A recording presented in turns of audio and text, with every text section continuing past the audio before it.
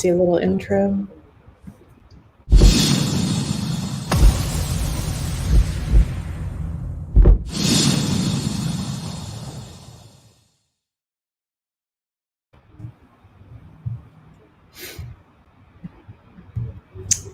All right, everybody. Thanks for joining us for our discussion. We have with us today, I'm going to go in the order that I see everybody's squares, so in no preferential order. Right. I have right below me Brittany of SynergySoul. Next to Brittany, I have James Flynn, or he goes by Jim a lot. Jim.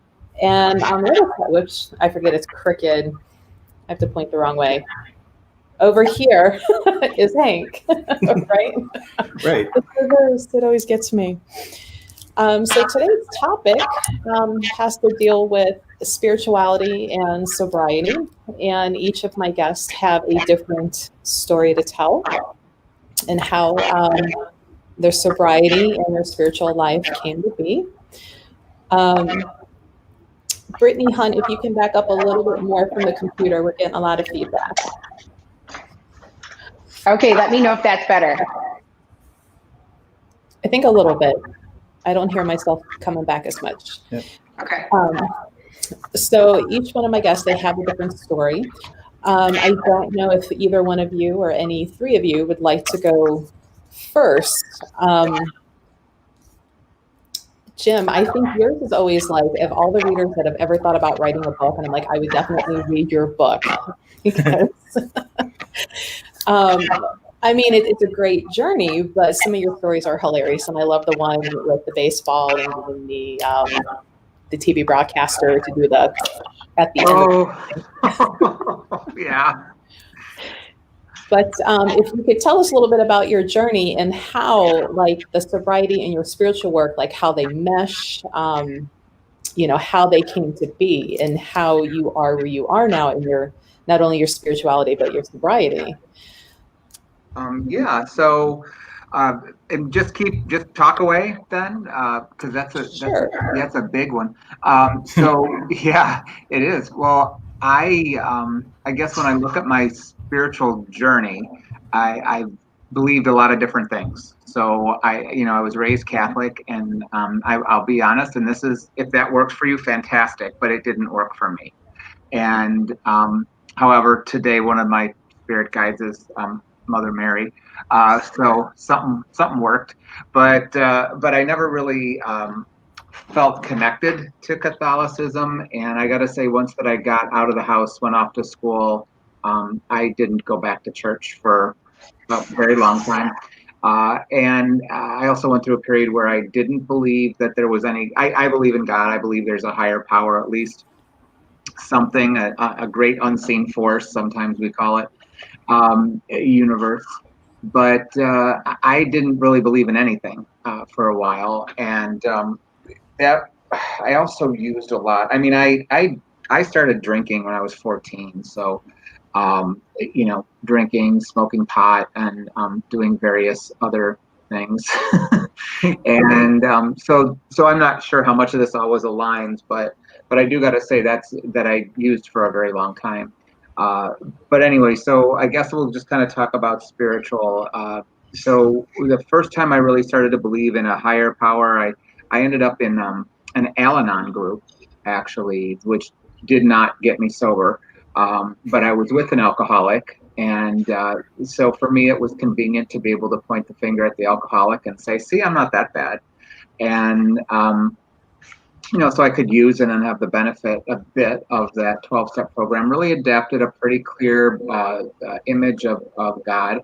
And I wasn't really using any of my stuff yet. I'd had some periods when I was, young, very, very young, 4 years old. I would see apparitions in our house. And my mother would be like, oh, no, you were dreaming, you had a fever, you didn't see anything. And I'd be like, oh, okay. So that doesn't get reinforced. It just starts to go away, right? You just think, okay, I was a little crazy and I won't pay attention to that anymore. And then when I was an adolescent, which was interesting because I was either smoking pot or drinking or doing something during that time of my life. I had a lot of premonition kinds of things happen. And that then kind of vanished. And I just stopped, because I didn't embrace it. And so I just kind of moved on, and as I got to be an older adult, I left Al-Anon later. I was in a relationship. That person died, and so after like pretty much 5 years of being in that relationship and not really using much, I picked up drinking and drugging like it was my life. I mean, it was, I kept a job during the day, and at night I was a completely different person. I was in a rock band. I was doing what I needed to do, and living kind of this one minute I'd go in as a therapist and a clinical supervisor for a program, and literally leave that place, go home, start to party, and then had my little rock band. And during that time, I got to say I did have visits for the person who passed. His name was Zach, and I did get some visits from him. Very clear signs. I mean, I would get sense, and they were very distinct to him because he was sick and he had a lot. I was like, okay, why do you have to communicate to me with this particular scent? Because there was a scent that he had that when he was sick that was like, ew. And that was the one. And I'm like, okay, I know it's you because nothing else smells like that. And the other one was sometimes it would be cologne. And another time there was something that appeared kind of in the corner of my bedroom looking down. And so there were some visits there, but again, I didn't engage it because I kept using. There were some things I did when I was using, like I knew there was something there. And every once in a while I would pretend, quote unquote, pretend to be psychic. And I would do things, go up to people in bars and be like, hey, give me your watch. And let me tell you a little bit about yourself. And, 3 sheets to the wind. And sometimes I really connected. And I don't think I could do this work drinking. I just got to say that. I couldn't do it consistently if I were drinking. But I think what would happen is it would be more the beginning of the night and I would be relaxed. And so I'd be like, yeah, okay, yeah, give me your watch, and the one time I freaked I would freak myself out because I really didn't believe I had it, but I did. I thought I was just working I was just messing with people's heads, right, in my mind. And so, fast forward, and again, I don't know, do you really want to hear some stories of my, that would circle back around. I was going to say, I could go on and on. But Jim's stories are funny, and sometimes I'm conflicted about laughing at some of your stories because I know they come from a place, when a pretty low place, but they are at a point. I'm like, is it okay to laugh? I laugh. I mean, you got to look back and laugh at them. Yeah, because I was gonna ask Brittany. Now, Brittany, and you tell me your story. Some of your addiction habits started at a younger age as well, right? Yeah. It's funny because mine was probably around, I think I started drinking when I was 13 or 14. And I was never really big on alcohol. It was other drugs. And for me, it was the disconnect or the over feeling that I felt here already, that the drugs made me feel like, okay, I'm comfortable now, okay, I can ground in this reality, or I can feel comfortable. And at the time I didn't know that was happening to me. So I just kept going with it. Cocaine was my drug of choice, and it was very easy for me to concentrate and be aware in this 3D realm when I was on cocaine. So when I started to explore, and I was not raised with any spiritual background. My mom, I believe, is Catholic, but she didn't raise my brother and my sisters and I with anything, with any spiritual background, religious background, or anything. So I was really on my own to discover what was my truth and what felt good to me and what I was going to follow. And there was a point in my life where I was completely atheist and didn't believe in any higher power and didn't know why we even existed. Very suicidal, very lost. And so the drugs were something that helped me connected to this earth, which makes sense, right? So over the years of understanding what was happening, I realized that my drug addiction was never really a drug addiction. It was just my body trying to integrate itself into this reality, and I couldn't figure out how to do it on my own. So I started practicing yoga when I was about, I did it in high school, but consciously when I was about 17 or 18, I think 17. And the breath work and the connection to the higher power within myself is what drew me into stepping more into my spirituality. So I did drink for a while. I mean, I actually just quit drinking again. Why? Because I'm in my initiation to be a priest of Lukami. That's actually my taboo, which is funny. There's no more alcohol in my life. I'm over it. I'm not a big drinker anyway. So, but it's funny because I quit using everything for a while. I love cannabis. I think cannabis is a great medicine now. But before I didn't think of it that way. So everything was for me to feel something that felt good rather than having to feel the lady down the street because she was crying. You know what I mean? So it was all for me to help myself feel better and grounded into this reality. But when I did go sober, it's the mindset work and the spiritual work that shifted me out of why I even needed it in the first place. So it was like control. You know, I did go to, I was in the 12 steps. I was court ordered into the meetings.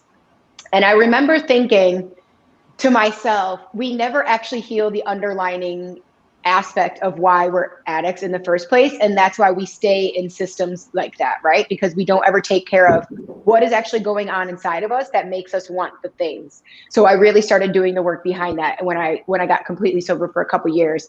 And then I actually started just introducing drugs again to myself to see, and I could pick up a ball of cocaine and put it down. And it was like, okay, so I'm doing it. It was kind of like an experiment. I experimented with my own life.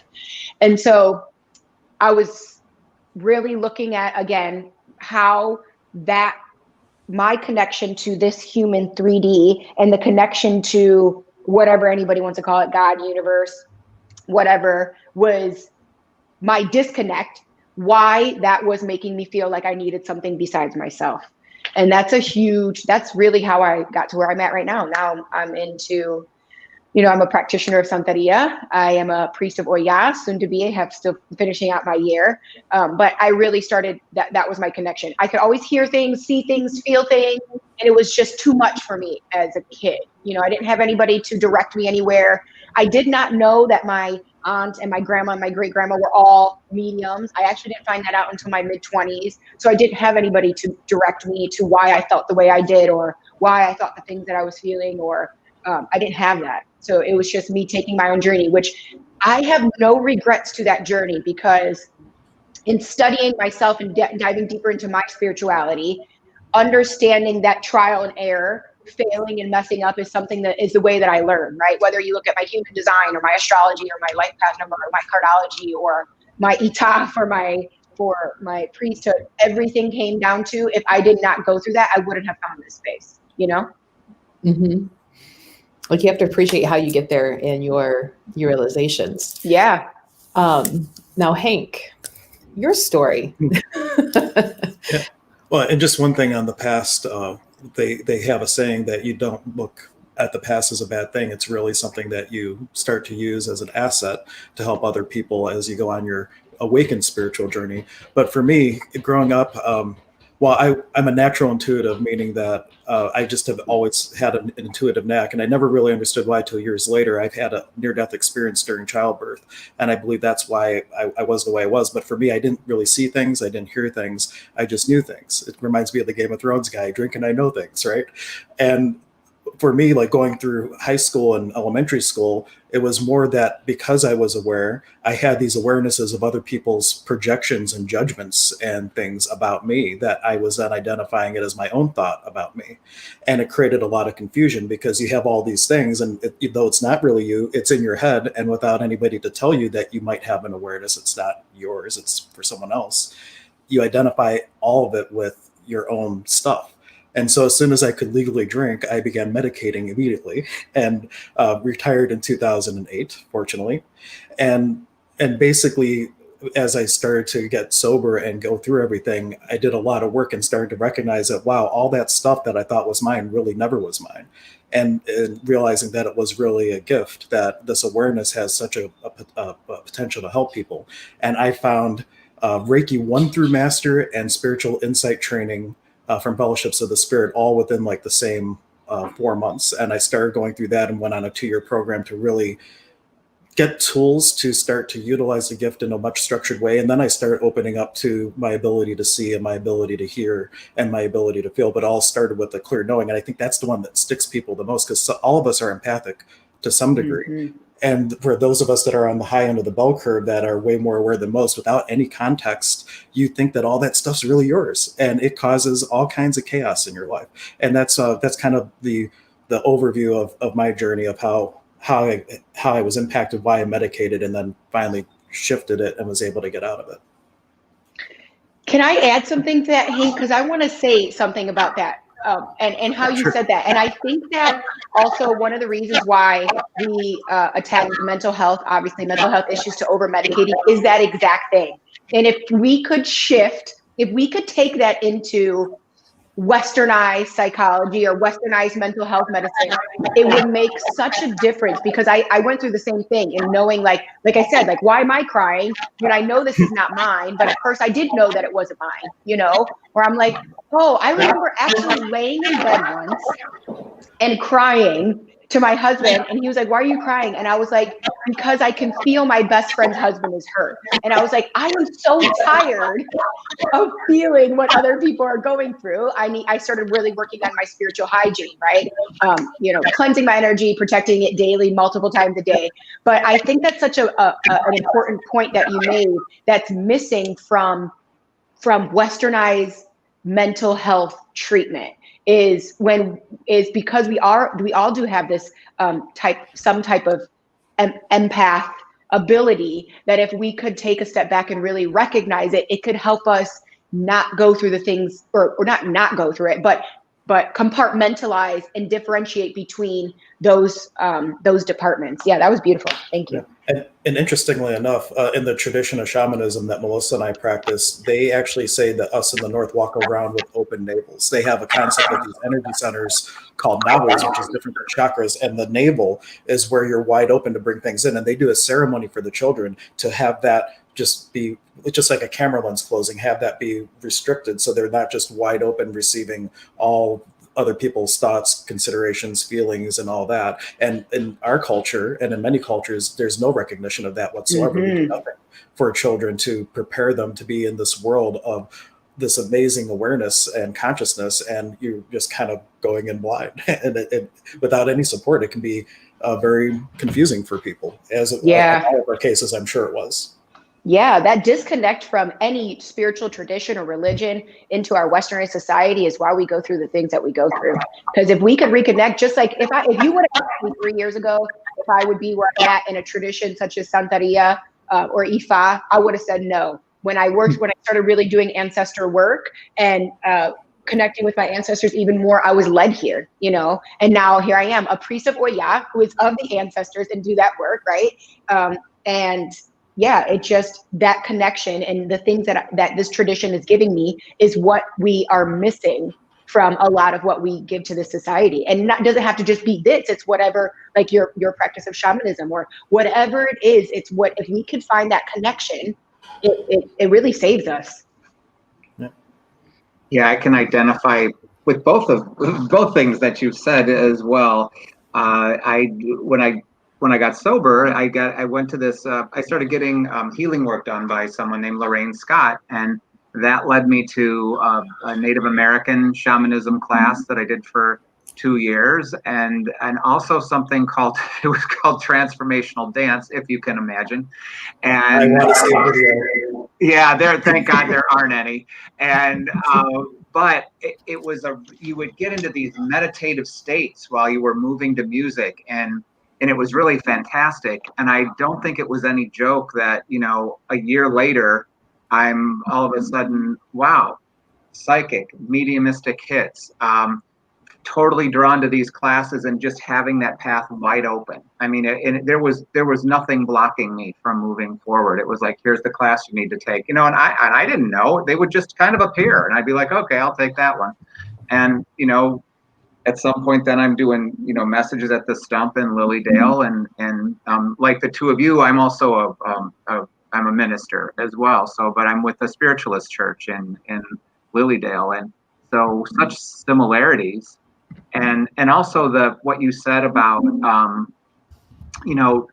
picking up on other people's stuff and kind of integrating and mistakenly think that some of that stuff is all yours. Sometimes it is, but I would, when I would walk into a bar without any kind of medication, let's say, alcohol, drugs, I would pick up on anxiety so quickly. And it wasn't my own. It wasn't, I know for a fact it wasn't, because I'm not scared of crowds. But all of a sudden I'd feel defensive, and I would feel like I needed to put myself in a blanket and protect myself. And drinking did that for me. But then it also shut off my other abilities, but it all made sense later. I was like, I'm picking, in the bar, there's a lot of very unhappy people, and here's an empath walking into a bar. There's probably a joke there somewhere. And an empath walks into a bar, and it did. I don't get. I'm a little more protected today too. I do exercises to close myself off, not the same ones that you probably do, but similar. And I try to do energy medicine to keep myself just above board, and I think when you have that empathic ability, and everybody has the potential, that you have to guard yourself a bit.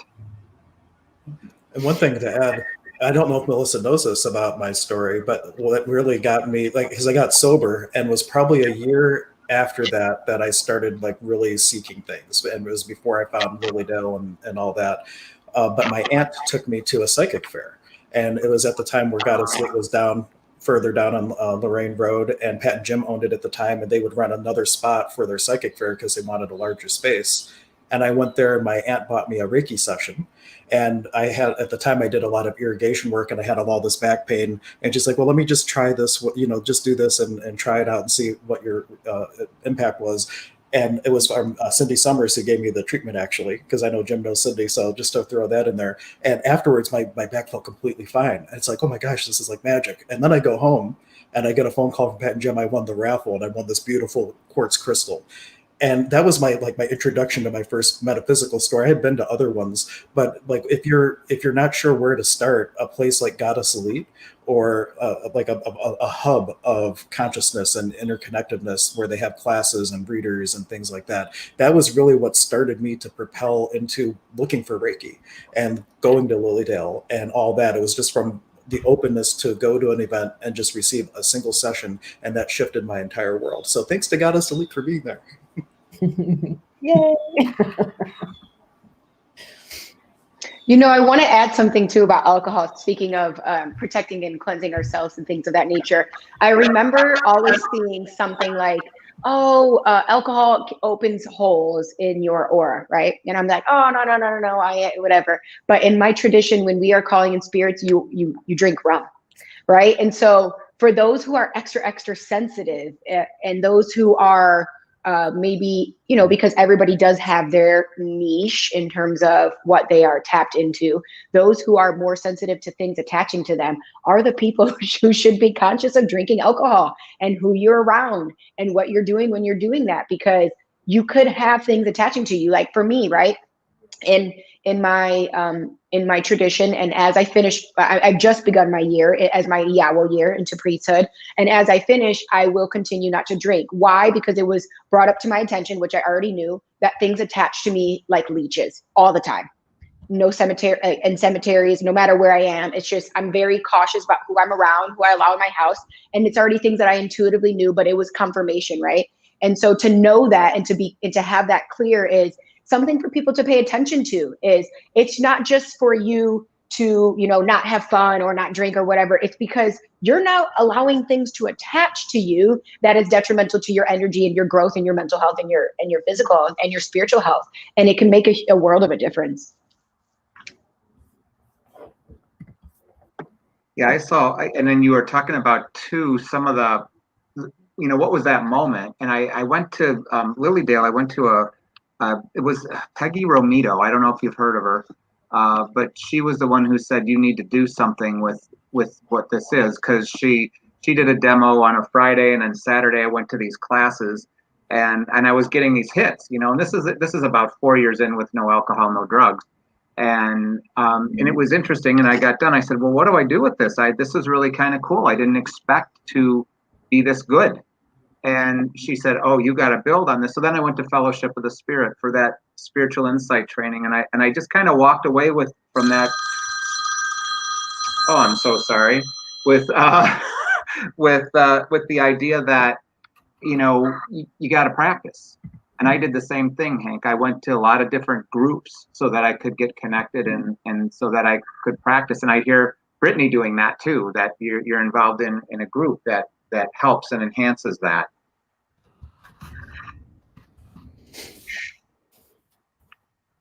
Yes, it makes a difference. The group, the community space makes a difference. And when it feels drawn, I'm very, very big on practicing. I'm very big on connecting. I am, and for my clients and my students, I'm very big on leading them home to the roots of their lineage, right? Because this is how we bring to the rise the practices of our ancestors that have been shunned or oppressed, no matter where you come from.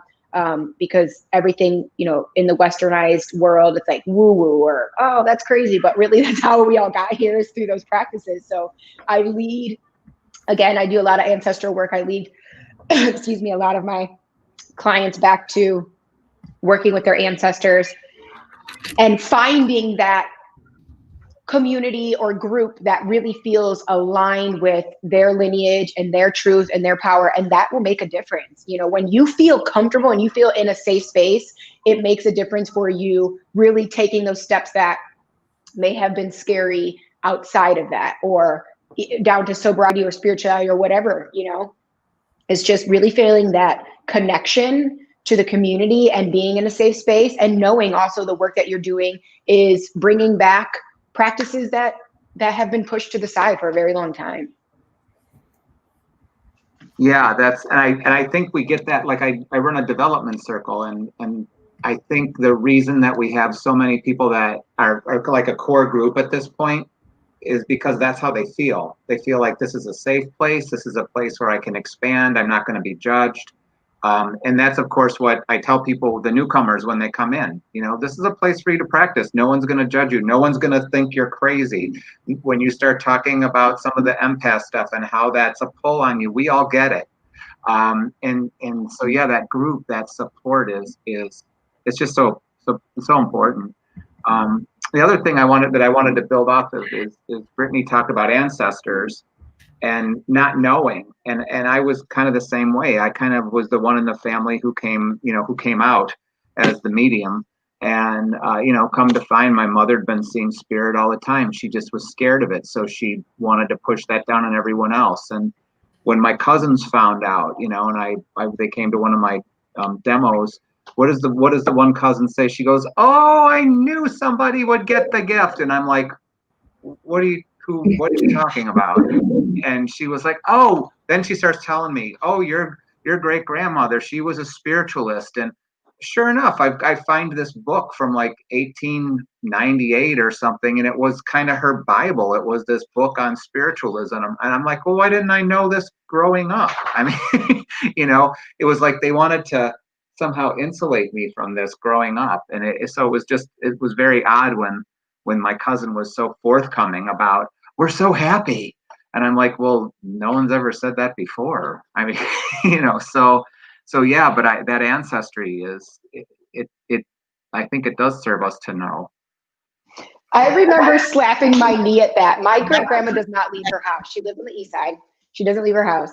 And I remember one time her coming to my house and saying, how do you know all these things about the Bible? I've never read the Bible. She said, how do you know these things about the Bible? I said, Ma, I'm a psychic and I'm a psychic medium. And so I talk to spirit, and I talk to spirits. And she was like, oh yeah, me too. I was born in a veil. And I'm like, it took how long for you to tell me that?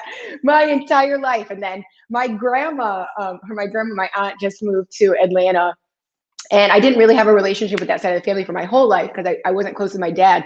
But it was just funny to be like, okay, now I know why I am the way that I am. And it makes me a little less, a lot less like wondering or, you know, like who else is like this? Because when they all said that, and it's all the women, right? Me, my dad's sister, my dad's mom, and my great grandma in that lineage. And I'm like, okay, this answers a lot of questions to why I felt so lost for my life. But it makes sense too, because I did not have a connection with them when I was younger. And recently when I was in Atlanta for my initiation, I was talking to my aunt and she was saying, you know, if I would have got a hold of you, she knew, she was like, I knew when you were born, and even more when around you were 2, that you had the same gifts as us, but we didn't see you for a while. So I wasn't there to be able to guide you, you know. And then I went on off my teenage tangent. So I wasn't really listening to anybody, but it was just really funny when I was like, okay, confirmation of why I've felt this way my entire life.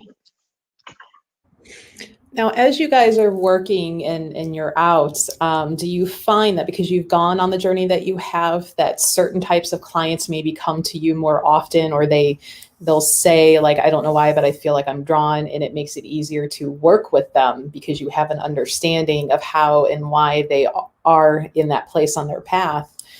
Because I know, like, I hear it a lot with customers in the store. You know, that's what kind of made me think that maybe this would be a good topic to talk about. But do you find that you have certain clients that just feel more comfortable with you versus maybe some, you know, going to a different type of reader or practitioner because there's like this understanding maybe?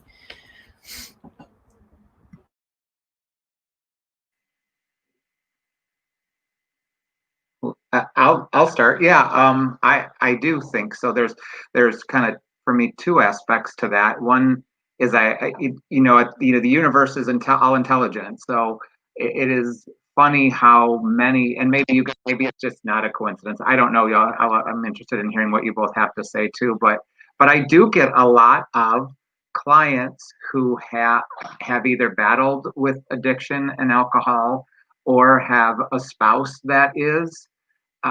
And a lot of times I get those types of spirits coming through as well. You know, a father with a history of alcoholism, or that aunt that he couldn't get off the couch because she was drinking so much. And so it is interesting because it's not like people know. It's just, so I do think there's some kind of draw or magnetism around that, you know.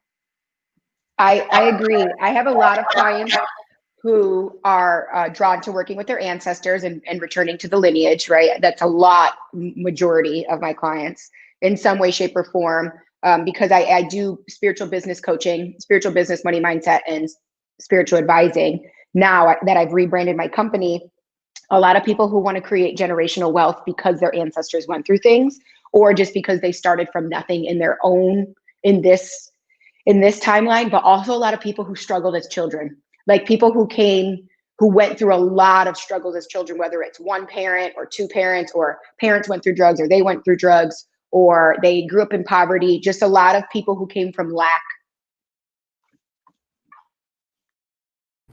And the same thing for me, like a lot of my clients do end up having a lot of the same wounds, not just with alcoholism, but with things from childhood that really stuck me. And then I'm working with the client, and it's almost like as soon as I sit down with them, I can feel that same vibration impact from their childhood as my own. And it just, I think that they just intuitively know somehow that you stood up for some reason and that you have the medicine for them. And what's that universal rule? Like attracts like. So on that level too, like those like energies come into synchronization, and you find people that have the similar past and stories.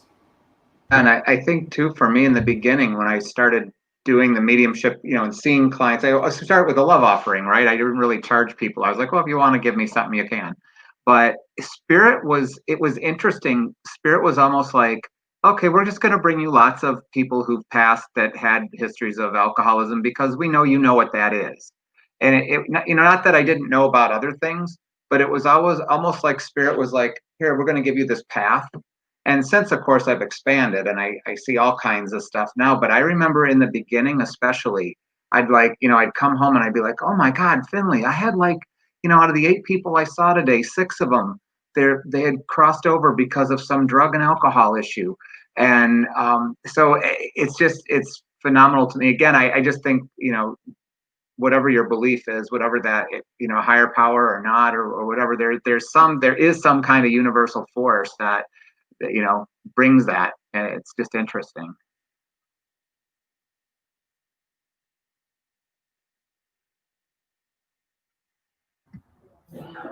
Oh, I had to remember to unmute myself. Just listening to stories. Now, do you find when you're working with the clients, and I think Hank, and maybe you as well, Brittany, like in some of the traditions, like you run into like the cause spirits, and that they're kind of, sometimes hanging on to the client and kind of kicking up some of that old addiction feeling. Do you find that you're running into those type of beings with your clients that are kind of perpetuating, that state that they're in, where they feel like even though they're trying to get clean and sober, but they keep feeling that they're drawn back, and it's because there's this, invisible dead person kind of trying to relive through or kind of exacerbating the problem? Yeah, absolutely. And for people who don't know what a cause spirit is, it's like someone that passes, or it could even be a reinforced echo of consciousness that really likes the same things that that person likes. So if they were a drinker, then they hang around people that were drinking. And then it's not like they have reign over your will or anything like that, but they might like egg you on to do things because they really liked how it felt when they did that, and they're close to the body. So they get to re-experience that in some ways. Even though they're in spirit because they're hanging around people. And that's one of the first things I do with clients is do some sort of clearing and cleansing, because we want all that influence to be not present during the healing session. So I like to take care of that up front. So then we're working with the person and not having them be influenced throughout the healing experience. Yes, for me, when I work in that sense of people, of healing that space, I look at it as generational trauma, right? Like in my family, if it wasn't for me breaking the cycle, it would have repeated, because everybody from my dad is in jail, right? He was in a drinking and driving car accident and killed 4 people 2 years ago, now has 32 years in prison. Like it was me that had to stop it or we repeat it. And that goes beyond sobriety, that goes beyond addiction, that goes beyond just drug addiction, right? Because how many other things do we have addictions to, that when we break those generational, and people are like, oh, generational curses. Now, are those real? Of course, because curses are real, hexes are real. But majority of the time, it's because somebody needs to break a cycle within themselves to stop carrying that forward. Again, so the ancestral work really plays a big part in my work. And because I do business and money mindset and lack work, I really look at, because I'm going to say this in an addiction space.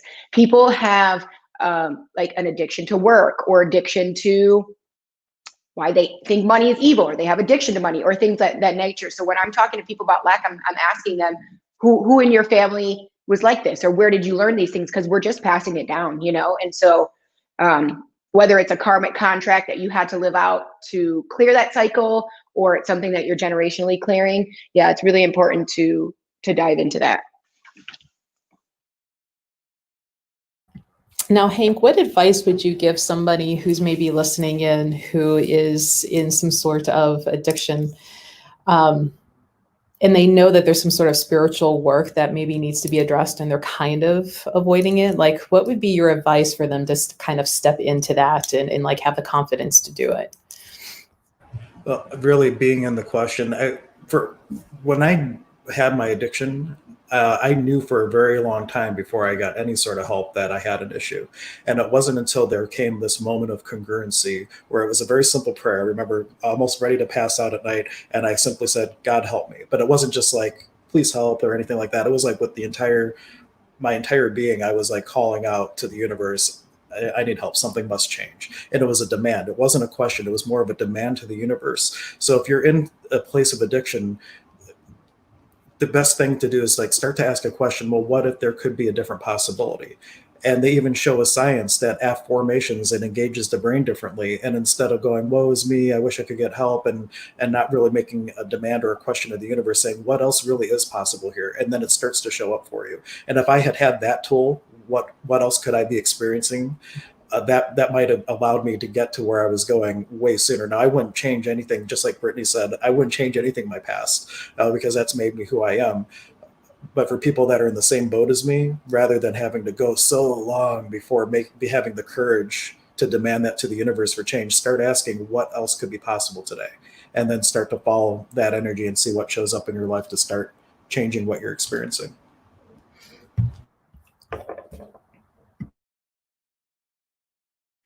Yeah, when I hear that too, I do. I mean, I've been in AA for 18 years, and there's a saying. It says we do not regret the past nor wish to shut the door on it, and it's for that exact reason. It's made us who we are. It's given us insight. It's, I'm happy with who I am today.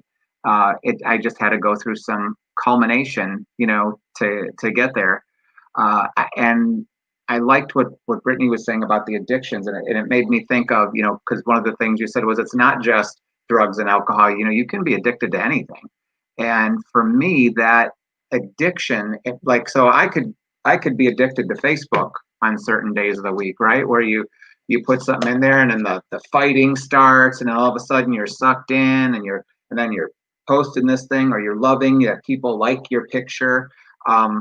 Those algorithms are written for you to be sucked in like that. And they're written for the addictive parts of the brain. But even that, I notice, pulls me from a spiritual place. It's for me, you're taking a step toward that spirituality, or you're taking a step away from it. And those types of things cause me to step away. And even so, anything, if I overdo it, sugar, cake, pie, cookies, I'm going to feel like crap the next day.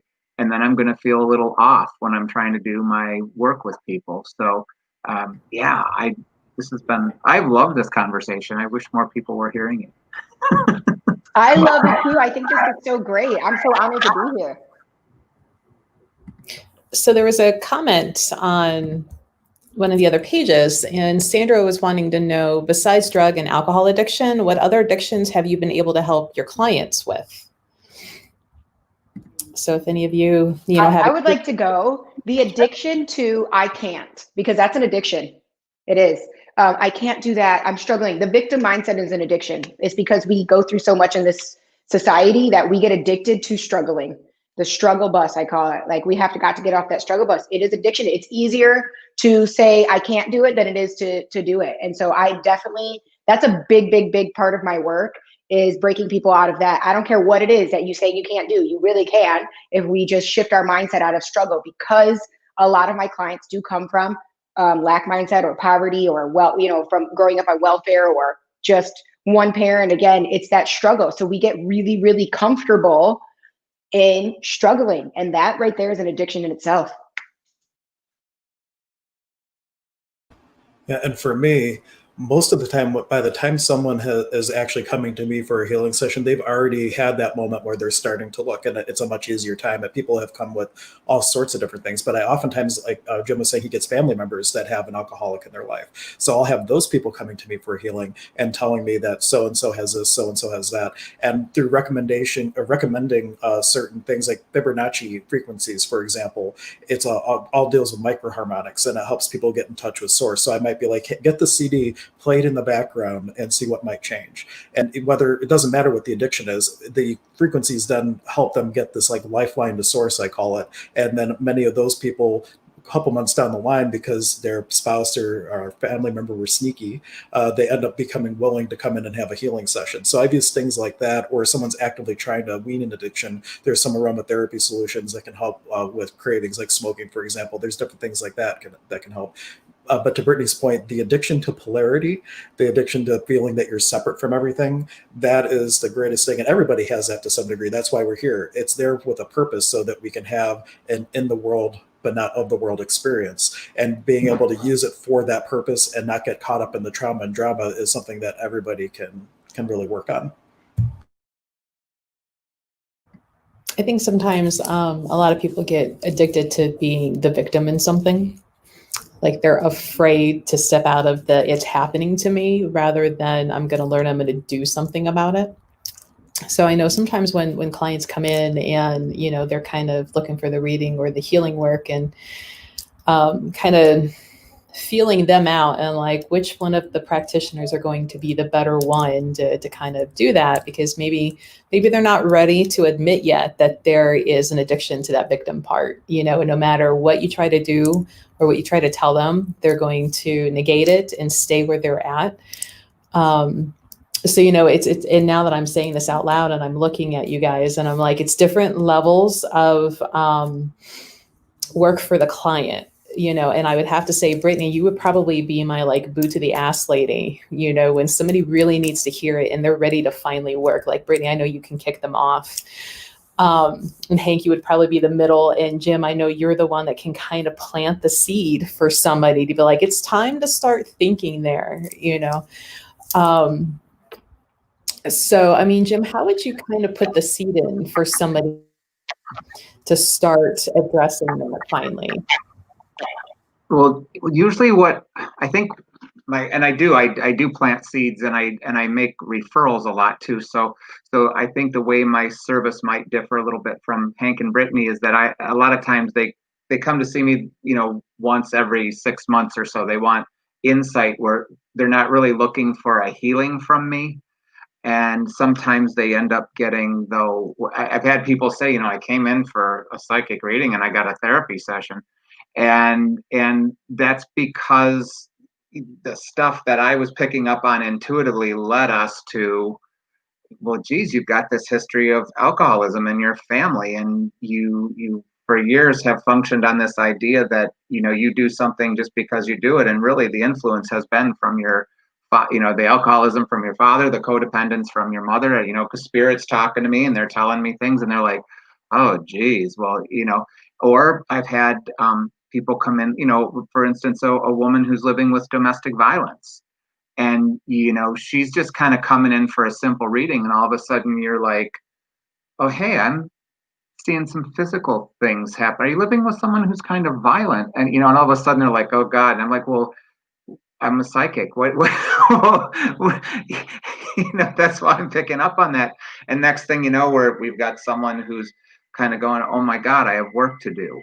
You know, so it's pretty common for me to, I guess, plant the seed that way. It's just that you're picking up on something psychically, and then you know, I have a referral book. I'll say to people, you know, maybe you should go see this person for this energy medicine, or this person for you know, Reiki, or this one for counseling, you know. Or have you ever thought about, you know, especially I remember one case where there was it was a battered woman, and I said, you need a plan.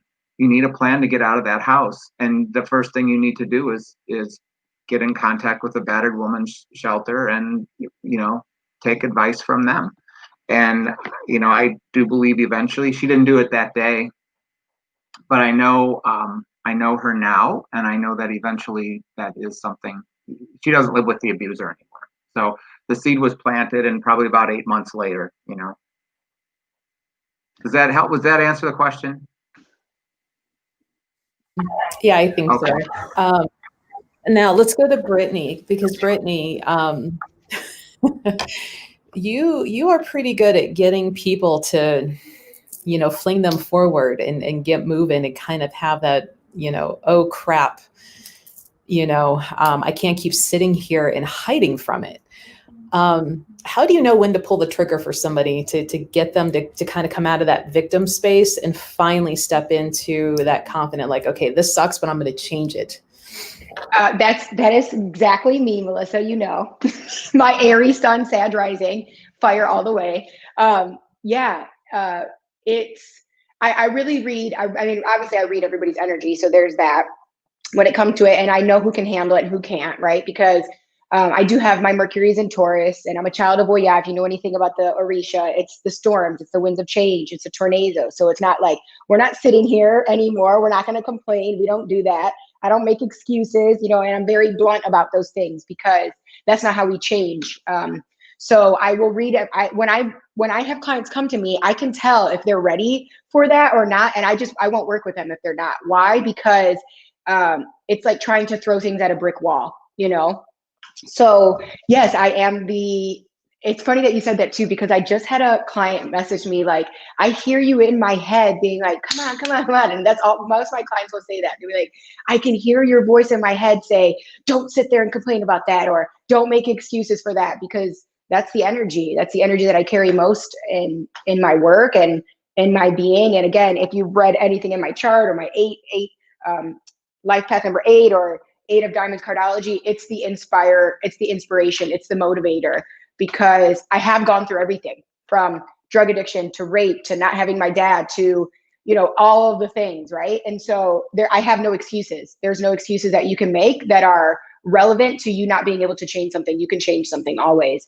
And having gone through all those things and only being 31 right now, from mental health issues, suicide, to now building a multiple 6-figure business. And that's also why I got into business, because I'm like, if I can do this, and I was in bankrupt, you know, like, you can do it, right? So that's a big part of my work and my truth and what I project as a projector in human design is everybody can do the things if you could just light that fire into your butt, you can do it. You can do it. So that's, you know, I'm the hyper little Aries over here, always lighting fires under people's butts. But I have a Cancer moon, so I can nurture you at the same time. I just don't want your excuses.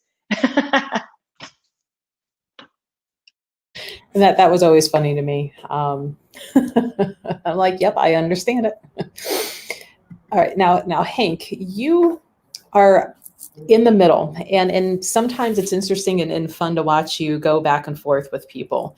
You do a little more than just planting the seed, but you know, I've seen you kind of like pull back and you're like, yep, nope, I'm not the one for you.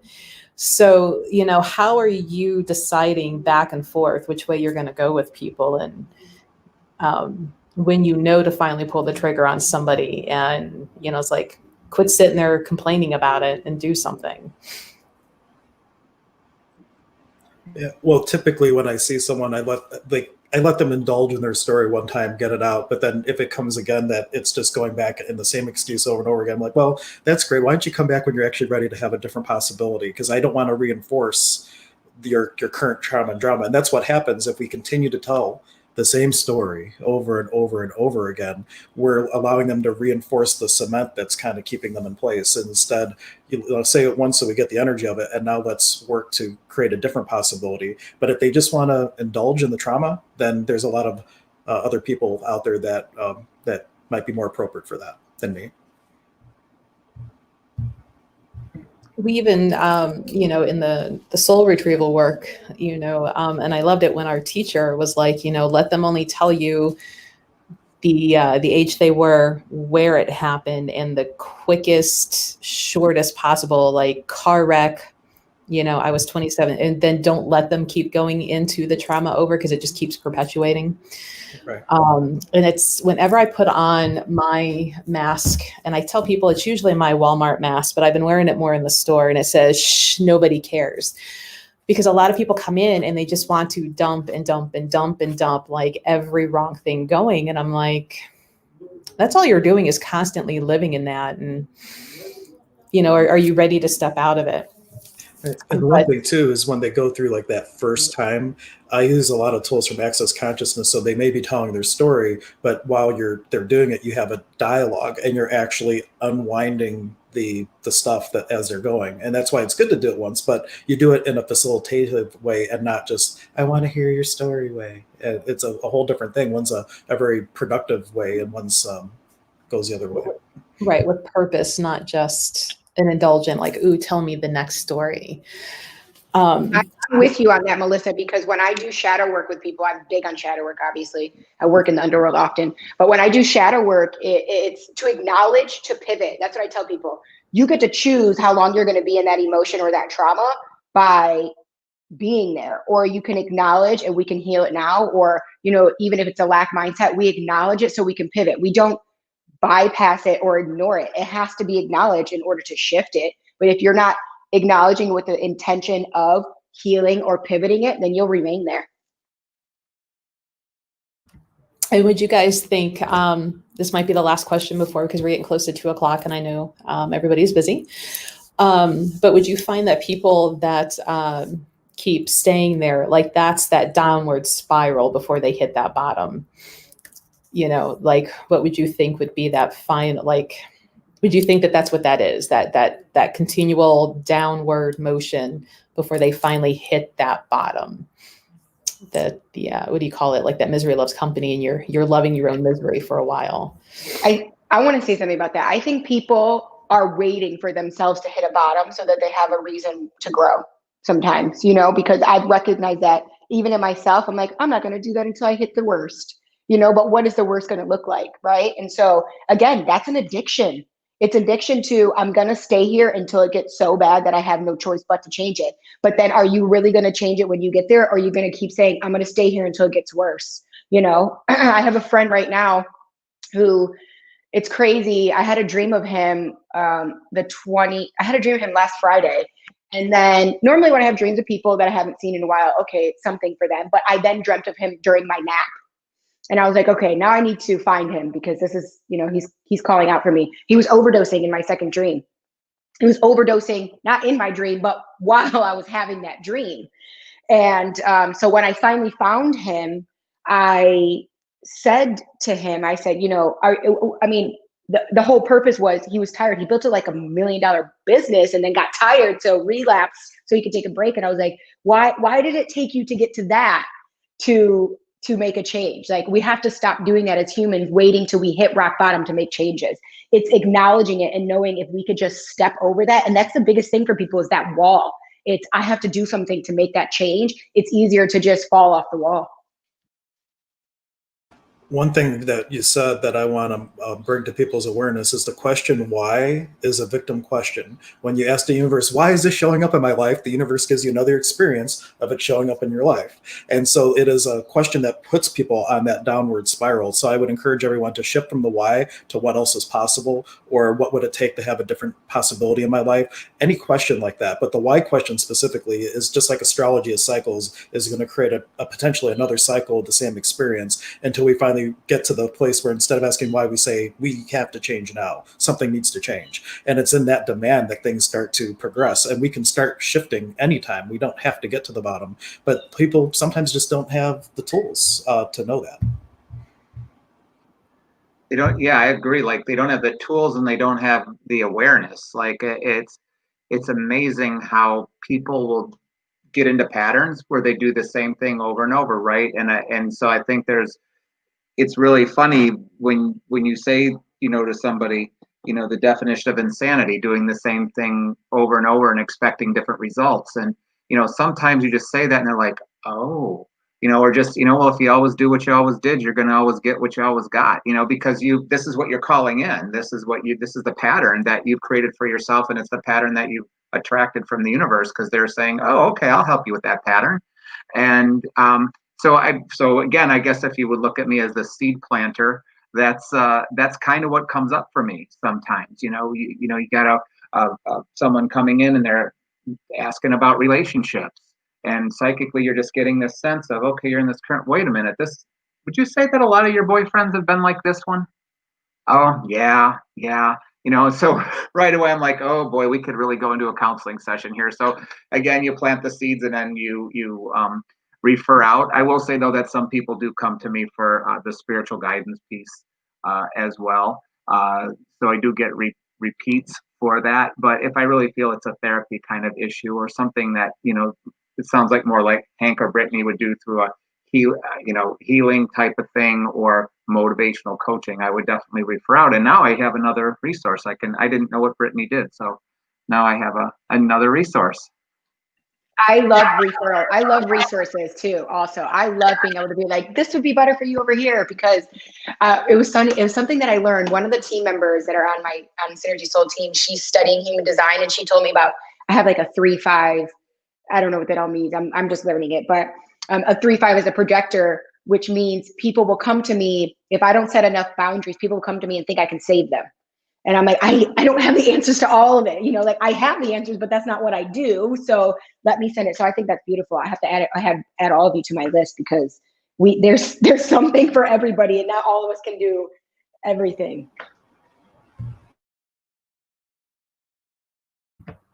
that was an important thing that our shaman teacher just said. He's like, you have to know when you're not the shaman. Sometimes even though you feel like you could, but you just know that you're not going to be the one that they're going to listen to, that they're not going to be the one that you're not the shaman for everyone. And you have to be okay and have that confidence to be able to, like, what, you're best suited for, so-and-so, or trying this first. And that's okay. But since we are almost at the end of the hour, why don't we take a couple minutes, and we'll start with Hank. How would you like people to be able to find you, Hank, to come to you and for reading or, assistance of some sort? And I was going to have this up on the screen for everybody, but my browser is not playing nice with me today. Oh. So, well, I know that for Jim and myself, we're both on the Goddess Elite page, which is all brand new website, and all of our links are there for when we'll be at the store. But my office is literally next door to Goddess Elite as well. And if you just take my name, which I know it's not there because our display names aren't showing in this mode, but it's hanksetala.com, HANKSETALA.com. And I do work virtually, so it doesn't matter where you're at, or you can also come in person. So whatever the case is, you can find me that way. And just to mention too, I have sent so many people to Jim, and then when they come back, they're like, thank you so much. That was exactly what we needed. And it's just I love how we have this community that is so willing to share with one another. Like, we really have the spirit of cooperating and collaborating with one another versus, oh my gosh, if I send this person to Jim, I'm going to lose them. There's not enough people to go around. And I just really love that we have that community, especially through Goddess Elite. Yeah, Jim. Yeah. So for me, what Hank said, because I'm also on that page with the links, and you can schedule to see me at Goddess Elite. I also have an office space in Lakewood that I share with Cindy Summer, actually. And I'm not there as much, though. I have a full-time job at full 40 hours where I do something else. So it's harder for me to maintain office space on a regular basis. So I part-time with her, and then I read at Goddess Elite. And you can contact me through James G. Flynn, JGMFLY at gmail.com. Or I also have a jamesgflynn.com website that'll give you contact information. And best way is through email, because and it does take me a couple days sometimes if I'm caught up in my other no, not Flynn, just JGM Fly. Fly. Okay. No, yeah, Fly guy, no ends. Going on the thing there speaking of on the fly, going on the fly. There you go. That's it. Yeah, best way to get a hold of me.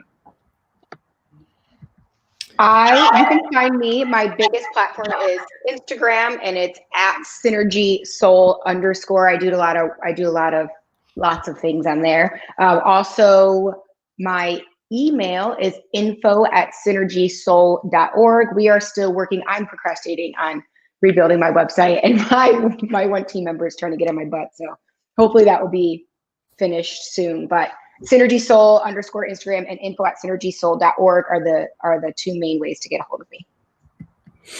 All right. Well, I appreciate you guys taking time out of your Saturday to have this conversation. Been getting little private messages through Messenger that everybody's enjoying.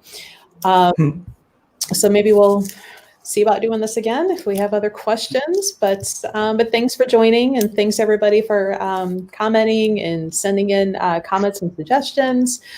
We really enjoy doing this, and everybody have a great Saturday. We hope to see you. Thank you, Melissa. Thank you, guys. Thank you. It's nice meeting you. Bye-bye. See you later. Bye.